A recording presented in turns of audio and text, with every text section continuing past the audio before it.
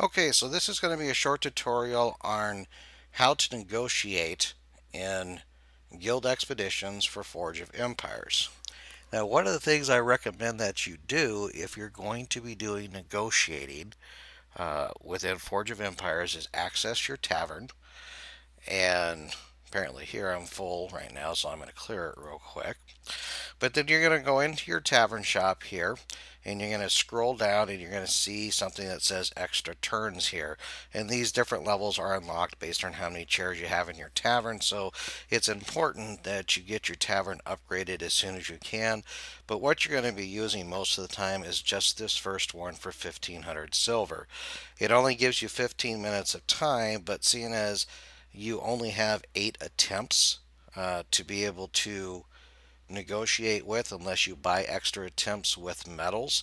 Most of the time, that's going to be plenty for you. Negotiating is actually really easy with this extra turn. Now, I don't necessarily need it right this second. I'm simply going to activate it and show you folks how it works. You get 15 minutes and there's a timer. So you're going to want to come over here, access your guild expeditions, and I've already done one, so I only have 7 attempts, but I may go ahead and buy one or two here. Okay, so to negotiate, you're going to simply click on your current encounter. Now, right now, I'm in level 2. You can see your difficulty in the top left corner here, whether you're in level 1, 2, or 3. As you get further along in the expeditions on the levels, negotiating does become a bit harder to the point where you will sometimes in level 3 have, I believe, 10 different choices to negotiate with. But here it's going to be pretty simple. We're just going to click on the encounter, click over and negotiate, and your negotiation screen will come up. You then have a chore of finding out who wants what. Now, like I said, in the early stages, it's pretty easy. You only have 4 choices here, so realistically, you probably are not going to need to use your extra turn counter right now.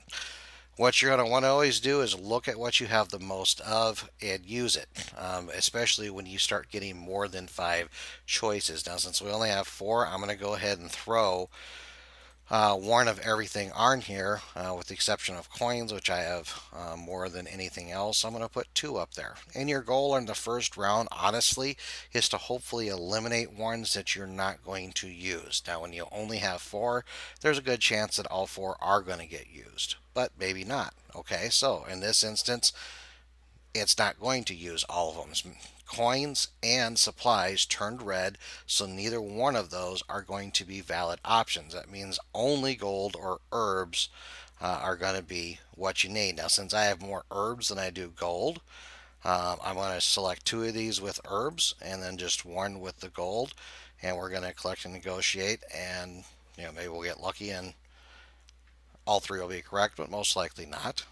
Okay, so got one of them correct. That means that, with just 3 turns, I would have been successful. Since these 2 are the only ones left, you just simply flip them. Pay and negotiate, and this is going to be a win. I'll go through several more here so you can kind of see how you go about this. And as we get to the bigger fight, we're going to have either 5 or 6 choices on that one.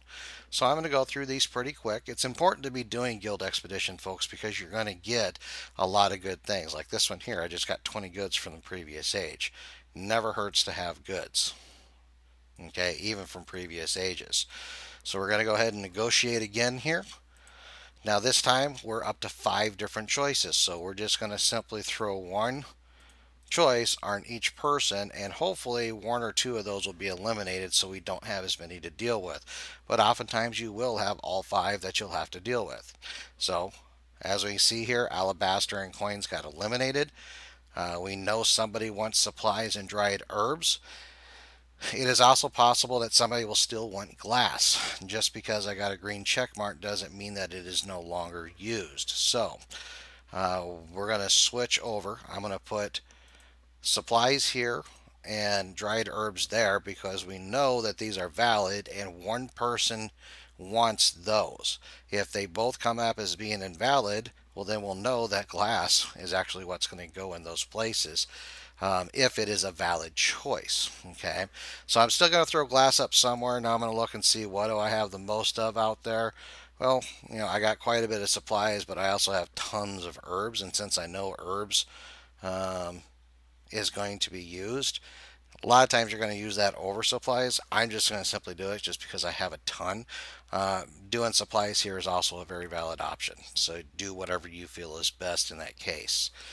We're going to pay and negotiate, see what happens. Okay, see, I got correct. I ended up the herbs was correct for there, ended up being there, and I, got my supplies. And this can be a good or a bad thing. You only have one left. Now, if you only had your one turn left, because you didn't take the extra turn in your tavern, this is where you basically get a 50-50 shot. Are you going to be correct or are you not going to be correct? Most of the time in this situation, I have found that the supplies will be the correct choice, but not always. Okay, so we're going to see how that goes. There we go. And ended up being the right combination. So I would have won even with 3 turns. But it's very possible it could have been the dried herbs, and if I had only had the 3 turns, I would have lost.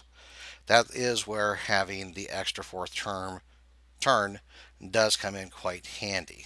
Okay, so as you saw on that one, I got 2 berserkers. Now on this one here, we're probably going to have 6 choices, I think.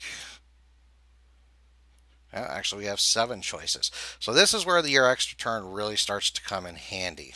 Okay.